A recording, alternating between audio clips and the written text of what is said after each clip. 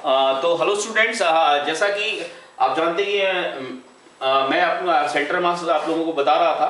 तो सेंटर मास जस्ट मैंने कुछ बेसिक्स ही बताया था, उसके आगे मैं कुछ और भी पॉइंट्स बताने जा रहा हूँ। Centre mass of two bodies, ठीक है। हालांकि मैंने पिछले क्लास में आपको कुछ कंटिन्यूस बॉडी के सेंटर मास बता दिए थे कि कंटिन्यूस बॉडी के सेंटर मास कैसे होते हैं, कंपोजिट बॉडी का सेंटर मास कैसे निकालते हैं, वो मैंने सिखाया था। बट अभी मैं आपको कुछ और जरूरी चीजें बताने जा रहा हूँ। मान लो आपके पास दो बॉडीज का सेंटर मास का हमें क्वेश्चन आ जाए, ज्यादातर नीट में आईआईटी में क्वेश्चन पूछे जाते हैं।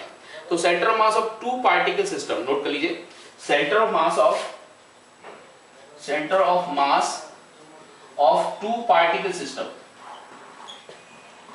मतलब सिर्फ हमारे पास दो ही पार्टिकल है, उसका सेंटर मास जल्दी से कैसे निकाला जा सकता है, जरा देखिए इसका तरीका क्या है।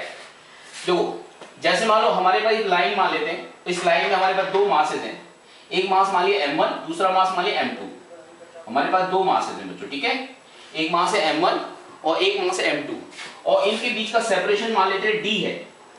इनके बीच का सेपरेशन क्या है, d। और अगर आपसे कोई पूछ ले कि सेंटर ऑफ मास की लोकेशन बताओ विद रिस्पेक्ट टू m1, तो क्या होगी, या सेंटर मास की लोकेशन पूछ ले विद रिस्पेक्ट टू m2, वो क्या होगी। तो आपको डायरेक्ट याद होना चाहिए, निकालने का टाइम नहीं होगा। एग्जाम में आपके पास इतना समय नहीं रहेगा कि आप इसको ये वाला फॉर्मूला यूज करते रहो, r = m1 r1 plus m2 r2 upon m1 plus m2 rcm निकालने का जो मैंने तरीका बताया था, इतना समय नहीं रहेगा। तो डायरेक्ट आप होगा ये इसी रिजल्ट से। लेकिन ये कैसे क्या होगा, देखिए अगर सेंटर मास और हमने मान लिया कि m1 की वैल्यू हमने बड़ी मान ली m2 से, अगर हमने ये मास इससे ज्यादा मान लिया, तो सेंटर मास ऑब्वियसली किसके साइड होगा, m1 के साइड ही होगा। अरे होगा कि नहीं, ये बात समझ में आ रही है। तो सेंटर मास आपका m1 के नजदीक होगा, जो मास भारी होगा उसी के साइड होगा centre mass. Are you getting my point. तो अब अगर मान लो इससे मैं डिस्टेंस को r1 कह रहा हूं और इससे डिस्टेंस में r2 कह रहा हूं, तो r1 की वैल्यू हमें एक मतलब क्या होगी, वो होगी इसी रिजल्ट से। तो r1 की वैल्यू को आप डायरेक्ट याद कर सकते हो, क्या, m2d upon m1 plus m2। क्या किया मैंने, अगर हमें ये r1 से m1 से पोजीशन निकालनी है सेंटर मास की, तो वो r1 होगी and that will be m2 मास, इसका डिस्टेंस पूरी डिवाइड बाय टोटल मास, ये रहेगा। ओके, ये डायरेक्ट बिल्कुल डायरेक्ट याद रखना है। ये आया कैसे है, इसी रिजल्ट से आया। मतलब आप इसको ऑरिजिन मान लोगे, इसको ऑरिजिन मान लोगे, यानी कि x बराबर 0 मान लोगे इसको, और ये क्या हो जाएगा, x बराबर d हो जाएगा। तो इसी से निकाल सकते हो। अगर हम सेंटर मास की पोजीशन r1 निकालना चाहें तो कितना हो जाएगा, m1 into 0 plus m2 into r2 कितना हो जाएगा, r2 तो इसके रिस्पेक्ट में d नहीं हो जाएगा, अपॉन m1 प्लस m2। तो आप ध्यान से देखो जरा, ये आया कि नहीं आया, m2d upon m1 plus m2 आया। लेकिन अगर m2 के रिस्पेक्ट में निकालना है तो ऑरिजिन इधर मान लेंगे, तो r2 अगर निकालना है तो r2 को डायरेक्ट आप ये भी लिख सकते हो, r2 को आप लिख सकते हो, r2 will be d minus r1। तो इसको क्या वैल्यू हो जाएगी, ये हो जाएगा आपका d m1 upon m1 plus m2। तो देखो आसान हो गया तरीका ये। अगर यहां से निकालना है सेंटर मास की पोजीशन, तो मास इसका into separation between two masses divide by total mass, ये डायरेक्ट याद रखना है। अगर आपके पास ये r1 की लोकेशन का पता है तो उसी तरह से r2 का लोकेशन आ जाएगा। अब क्वेश्चन पता है कैसा पूछा गया था, एक बार क्वेश्चन पूछा गया था कि अगर हमारे पास दो मासेज हैं और वो मतलब अगर हमें बैलेंस करना है, एक ही लाइन में बैलेंस करना है, एक ही लाइन में बैलेंस करना है, एक मतलब एक रॉड है, मासलेस रॉड है, और उसके एंड्स पर दो मासेज हमने क्या कर दिए हैं, स्टिक करा दिए, दो मासेज स्टिक करा दिए। मान लिया एक रॉड ले ली, मासलेस रॉड ले ली, और यहां पे मास हमने 6m ले लिया, और यहां पे मास ले लिया m, और इसके स्टिक की जो लेंथ है वो l है। तो क्वेश्चन ये आया था, आई थिंक नीट में था या जेईई मेंस में था, ये कंफर्म नहीं, बट आया था क्वेश्चन। ऐसा कौन सा पॉइंट होगा इस रॉड में जहां पर अगर मैं उसमें उसको पाइवोट कर दूं तो ये बैलेंस रहे, ये रोटेट ना करे, मतलब यानी आपको किस पॉइंट के अबाउट इसको हम लोग हॉरिजॉन्टल लाइन में बैलेंस कर सकते हैं। तो वो सेंटर ऑफ मास के पर अगर हमें हिंज कर देंगे हम इसको, तो ये रोटेट नहीं करेगी। तो ये ध्यान रखना कि लिख लीजिए we have two masses m and 6m which are connected with a string of length L. Then find out the position where it can be balanced. These two mass can be balanced. Balance का मतलब rotation ना हो. Where these two mass can be balanced. तो वो centre mass नहीं होगा, obviously centre mass कहाँ होगा, जहां पर ये लार्जर मास होगा, यानी सेंटर मास यहां कहीं होगा, ठीक है। तो यहां से अगर हमें लोकेशन निकालनी है, यहां से कोई लोकेशन निकालनी है, m है, ये 6m है, तो आप डायरेक्ट इस लोकेशन को कह सकते हो कि यहां से जो लोकेशन होगी r, ये इसको r2 कह सकते हो। कितना हो जाएगा, ये हो जाएगा आपका m इंटू l अपॉन कितना हो जाएगा 7m, तो l/7 आ जाएगा। कितना आ जाएगा, देखो डायरेक्ट आ गया l/7, यानी यहां से l/7 पर होगा और यहां से पूछेगा, यानी यहां पर हम इसको बैलेंस कर सकते हैं। इसका मतलब ये हुआ कि इस पॉइंट के अबाउट, यानी ये सेंटर मास की लोकेशन जो होगी इस पॉइंट के अबाउट इस रॉड, इस दोनों पार्टिकल का नेट टॉर्क 0 होगा, नेट टॉर्क 0 होगा। और ये भी हो सकता है अगर आपसे कोई पूछे कि इस पर रिएक्शन फोर्स बताओ, यहां पर ये रिएक्शन फोर्स बताओ, आर की वैल्यू बताओ कितनी होगी, तो आप देखोगे यहाँ पे वेट, इसका मास कितना है, वेट कितना है mg आएगा, इसका मास वेट कितना है 6 mg आएगा। तो जो रिएक्शन फोर्स जो होगी वो कितनी आएगी, mg प्लस 6 mg 7 mg। अरे बोलो ना यार, ठीक है। और लोकेशन तो मैंने बता दिया कि l/6 7 यहां से होना चाहिए, बाकी यहां से कितना होना चाहिए l - l/7। तो यहां पर वो ना तो रोटेट करेगा ना वो मूवमेंट करेगा, यानी बैलेंस हो जाएगी रॉड, ठीक है। तो सेंटर मास का हमें ये पता चला कि कैसे हम लोग दो मासेस के सिस्टम को हम सेंटर मास लोकेट डायरेक्टली कैसे करना है, ये हमने सीखा। अब मैं आपको नेक्स्ट बताने जा रहा हूं centre of mass of subtracted body. Subtracted body का मतलब हो गया कि किसी बॉडी से कुछ पोर्शन अगर हमें हटा देना है तो उसका सेंटर मास कैसे लोकेट करेंगे। तो नेक्स्ट हेडिंग इज चिराग, कोई डाउट है इसमें जो अभी मैंने ये बताया? यस, अभी तो नेक्स्ट हेडिंग हम नोट कराए centre mass of A subtracted body. Subtracted का बॉडी का मतलब हो गया कि कुछ पोर्शन उससे हटा देना है, तो जो बची हुई बॉडी को उसका सेंटर मास फाइंड आउट करना है, ठीक है। तो हेडिंग नोट कर लीजिए, centre of mass of A subtracted body.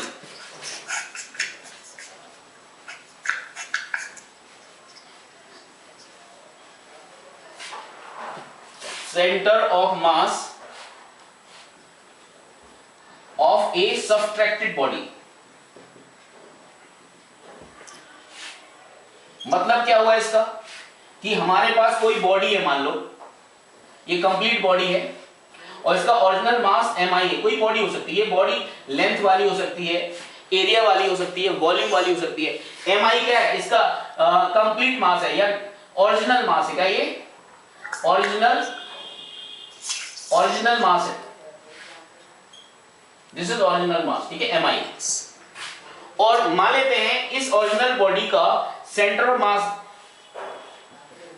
With respect to origin o, ये ri पर है। कहां पर है, यहां पे सेंटर मास है इसका, यानी इसका पोजीशन वेक्टर क्या है, ri है।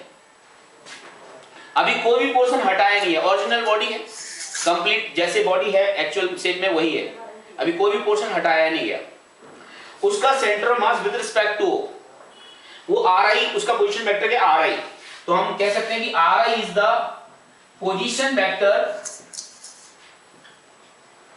ऑफ एक्चुअल या ओरिजिनल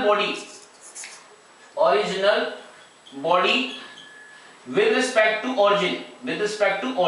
ऑरिजिन क्या हमने माना, रेफरेंस पॉइंट माना बच्चों। ऑरिजिन क्या माना हमने, रेफरेंस पॉइंट माना। अब हमारा इस बॉडी से कुछ पोर्शन हटाने का है। अब वो पोर्शन आप अपनी मर्जी से कहीं से भी ले सकते हो, या जो क्वेश्चन में दिया होगा कि नहीं यहां से हटाया गया है तो आपको वहीं पे मानना पड़ेगा। मान लो हमने ये वाला पोर्शन इसका, ये वाला कुछ पोर्शन इसका ये हटाना है, ये वाला पोर्शन रिमूव करना है, ये वाला पोर्शन इतना हमें सोचा बॉडी में ही हमने प्रेडिक्ट कर लिया या बॉडी के अंदर ही हमने वो मेंशन कर दिया जो पोर्शन हमें हटाना है। मान लो ये वाला पोर्शन हमें हटाना है, तो ये जो पोर्शन हटाया जाना है उसका मास बॉडी के मास का कोई पार्ट होगा कि नहीं होगा? बॉडी के मास का कोई पार्ट होगा, फ्रैक्शन ऑफ मास होगा, अरे होगा कि नहीं? अगर बॉडी का मास mi है तो ये जो हटाया जाने वाला मास है उसको आप mo कह सकते हो। क्या कह सकते हो?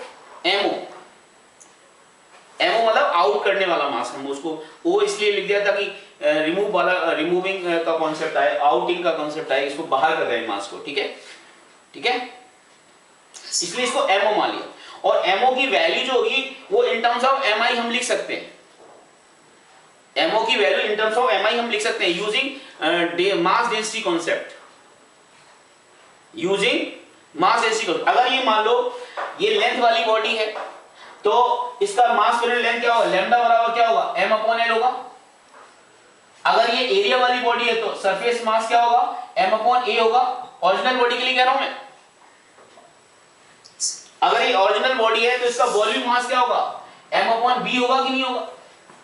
और ये कांस्टेंट माने जा रहे हैं सिग्मा, लैम्डा, सिग्मा एंड रो। ये कांस्टेंट इसलिए कहा जा रहा है कि यूनिफॉर्म डिस्ट्रीब्यूशन मास का है। जो आपने बॉडी ले रखी है ओरिजिनल बॉडी, उसमें मास डिस्ट्रीब्यूशन यूनिफॉर्म है। यानी अगर लीनियर बॉडी होगी तो लैम्डा कांस्टेंट होगा, सरफेस वाली बॉडी होगी तो सिग्मा कांस्टेंट होगा, वॉल्यूम वाली बॉडी होगी तो volume constant, volume density constant होगी। तो अगर मैं इस पर्टिकुलर सेक्शन का मास का वॉल्यूम चाहिए, वॉल्यूम का मास चाहिए, या लेंथ का वॉल्यूम मास चाहिए, या एरिया का मास चाहिए, तो हम लोग इन मास डेंसिटी को मल्टीप्लाई करें इसके लेंथ, इस पोर्शन के लेंथ, या इस पोर्शन के एरिया, या इस पोर्शन के वॉल्यूम से मल्टीप्लाई करके इस पोर्शन का मास आ जाएगा। अगर ये वॉल्यूम वाली बॉडी है तो mo कितना हो जाएगा?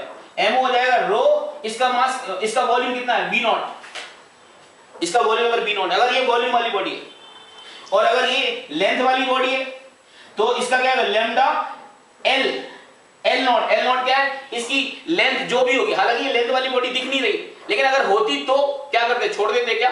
अरे बोलिए ना यार। अगर ये एरिया वाली बॉडी है तो इसका मास क्या होता? इसका मास होगा सिग्मा a0 क्या है? उस पोर्शन का मास, जो पोर्शन हटा रहे हैं उस पोर्शन का एरिया a0। तो जिस पोर्शन का हमें मास चाहिए उस पोर्शन का वॉल्यूम वाली बॉडी को इससे निकालेंगे, एरिया वाली बॉडी होगी इससे, लेंथ वाली इससे। तो m0 की value in terms of m निकालना, mi टाइम निकालना कोई बड़ी बात नहीं है। ये स्टार्टिंग में हमने मास डेंसिटी के बारे में आपको सिखाया था। तो अब चलते हैं हम लोग, अब इतना पोर्शन हमें हटाना है तो उस बॉडी को हम वहीं पे प्रोजेक्टेड कर लेंगे जिसको हटाना है, और उसका सेंटर मास अभी लोकेट कर लेंगे कहां होगा? With respect to o। यानी अभी हटाने से पहले योजना बना चुके हैं इसको हटाने की। इसको हटाने से पहले हम इसका सेंटर मास लोकेट कर लेंगे with respect to same point o। मान लो वो पोजीशन वेक्टर क्या है? ro वेक्टर है। क्या है? ro vector. उसी जगह पर अभी हटाने से पहले हम प्रोजेक्टेड कर उसका मान लेंगे कि हमारा जो ro होना चाहिए वो यहां होना चाहिए। तो रो क्या है? यहां पे लिख दीजिए। रो क्या है? Position of centre of mass of removed body या सब्सट्रैक्टेड पार्ट। ठीक है, centre rho is centre of mass position of subtracted part. ठीक है, ये जो बॉडी सब्ट्रैक्ट कर रहे हैं उसका सेंटर मास है। तो लिख लीजिए centre of position of centre of mass, position of centre of mass of subtracted part. तो अब बचे हुए बॉडी का सेंटर मास कैसे निकालेंगे? उसके लिए रिजल्ट होता है, नोट कर लीजिए। तो centre of mass of the remaining body, how we can find the center mass of the remaining body? लिख लीजिए RCM of remaining body। remaining body का मतलब जो बॉडी बच के रह जाएगी, जैसे ये पोर्शन हटाने के बाद जो बॉडी बची रहेगी उसका सेंटर मास वो कितना हो जाएगा? आपको कुछ नहीं करना है, मास के मूवमेंट्स को मल्टीप्लाई करना है। ओरिजिनल बॉडी के मास को ओरिजिनल बॉडी के सेंटर मास की पोजीशन से मल्टीप्लाई करना है, माइनस यानी MI/RI ये क्या होगा? मास movement of original body minus mass movement of removing out portion, mass movement of out portion. इस पोर्शन को आउट पोर्शन कह रहा हूं मैं। मास मूवमेंट, याद रखना, मास को पोजीशन वेक्टर से मल्टीप्लाई कर देते हैं, इसको मास मूवमेंट कहते हैं। क्या कहते हैं इसको? मास मूवमेंट बोलते हैं। तो mass movement of original body minus mass moment of out body divide by M I original mass minus out वाला मास। इससे हम लोग सेंटर मास ऑफ जो हमारे पास बॉडी बची रह जाएगी उसका सेंटर मास आ जाएगा। तो इसको ध्यान में रखते हुए मैं एक क्वेश्चन देने जा रहा हूं, वो आपको करना है, ठीक है? तो फटाफट नोट कर लीजिए इसको। तो इसको इरेज कर दूं मैं, ओके चिराग इसको इरेज कर दूं। तो एक क्वेश्चन नोट कर लीजिए, consider a circular disc, uniform circular disc of radius capital R, consider uniform circular disc of radius capital R and mass capital M. हालांकि मास देने की जरूरत भी नहीं है, आप यूनिफॉर्म कह दिया तो सिग्मा को कांस्टेंट मान सकते हो आप, ठीक है? रेडियस की जरूरत पड़ेगी बस, मास की जरूरत नहीं पड़ती। मान लो हमने एक यूनिफॉर्म डिस्क ले ली जिसकी रेडियस कैपिटल आर है और जिसका सेंटर कहां पर है? ओ पर है, ओ पॉइंट पर है, रेडियस की आर दे रखी है, ठीक है? यूनिफॉर्म है, जरूर नहीं मैं मास इसमें दूं आपको। अब हम इससे सपोज करिए इधर ये इतना रेडियस का, ये रेडियस क्या होगी वो आप देख लीजिए, इसकी रेडियस क्या बनेगी? ऑब्वियसली ये पॉइंट आपका क्या माना गया है? ये पॉइंट माना है ओ, इस पॉइंट को हमने ओ कहा है, ये पॉइंट को ओ डैश मान लेते हैं। ये जो हमने ये डॉटेड सर्किल बनाया है इसकी रेडियस क्या होनी चाहिए? ऑब्वियसली r/2 होनी चाहिए। अरे होनी चाहिए नहीं, r/2 होनी चाहिए। तो आपको ओ के रिस्पेक्ट में, with respect to O point, with respect to O, find location of कितना पोर्शन हटा रहे हैं। This circle r/2 radius circle is removed from this original disc. r/2 radius की सर्कुलर डिस्क जो है वो रिमूव कर दी गई है ओरिजिनल सर्कुलर डिस्क से। तो लोकेशन बतानी, find location of centre of mass of remaining disc, ठीक है? ऑफ रिमेनिंग डिस्क,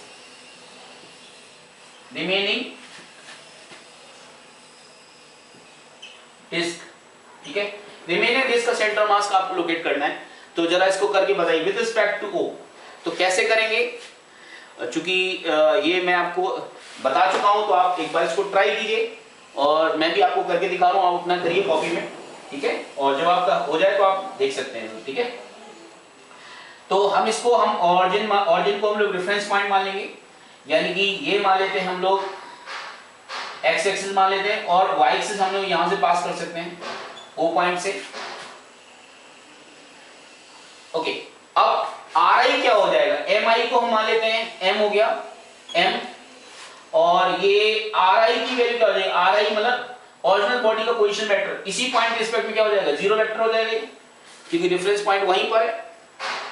और ये वाली जो बॉडी जो हम हटाने वाले हैं इसका मास एमओ हमने कहा था, तो एमओ की वैल्यू क्या हो जाएगी? तो इसको मास डेंसिटी की डेफिनेशन से निकालेंगे, total mass upon total area into इसका एरिया हो जाएगा पाई r/2 का होल स्क्वायर, क्योंकि रेडियस इसकी r/2 है, इसकी रेडियस r/2 है। कितना हो जाएगा? ये हो जाएगा पाई से पाई कैंसिल, r² से तो m/4 हो जाएगा। ऑब्वियसली इसका मास आएगा आउट वाले पोर्शन का, जो उसको हम हटाने वाले हैं, उसका मास ओरिजिनल मास का 1/4 हो जाएगा। और इसका पोजीशन वेक्टर क्या होगा? इसका r/o वेक्टर क्या होगा इसके रिस्पेक्ट में? ये हो जाएगा आपका r/2 माइनस आई कैप, चेक करो, r/2 इसके रिस्पेक्ट में r/2 माइनस आई कैप। तो अब हमारे पास रिजल्ट है centre mass of the remaining body that can be obtained by using mi ri vector minus mo ro vector upon mi minus mo। तो इसके हिसाब से क्या होना चाहिए देखिए, और सेंटर मास mi की वैल्यू क्या मानी है? mi की वैल्यू m मान ली और ri की वैल्यू 0 है, और mo की वैल्यू कितनी होगी? m/4, और रो की वैल्यू कितनी है? r/2 minus I divide by m minus m/4, m minus m/4। तो चेक कीजिए इसका आंसर वैल्यू क्या आएगा, इसको सॉल्व कीजिए जरा। तो इसको जब सॉल्व करेंगे तो आप क्या देखेंगे, इसमें ये आएगा m से m कैंसिल आउट हो जाएगा, ये ऊपर से आएगा r/8 minus i divide by कितना आएगा, माइनस माइनस प्लस हो जाएगा तो i आएगा ऊपर, एंड ये आएगा आपका 3, ये आएगा 3/4, 3/4। तो कितना आना चाहिए यहाँ से, ये आएगा आपका r/6 आएगा, चेक करिए जरा r/6 आ रहा है क्या, r/6 i cap, r/6 i cap आएगा, क्योंकि इससे r/6, इसका मतलब ये हुआ प्लस आ रहा है, यानी सेंटर मास इधर कहीं शिफ्ट हो जाएगा, सेंटर मास बची हुई बॉडी का कहां जाएगा, वो ऑब्वियसली मास इधर उल्टाएगा तो सेंटर मास उल्टा डायरेक्शन में जाएगा, यानी सेंटर मास जो बची हुई बॉडी का होगा यहां से r/6 डिस्टेंस पर होगा। Are you getting my point? तो ये इस तरह से हमने, तो ठीक है, ओके। तो बच्चों आपको हमने सेंटर मास सिखाया कि रिमूविंग बॉडी का, सब्ट्रैक्टेड बॉडी का सेंटर मास कैसे निकालते हैं कोई, तो ये कॉन्सेप्ट था। Thank you.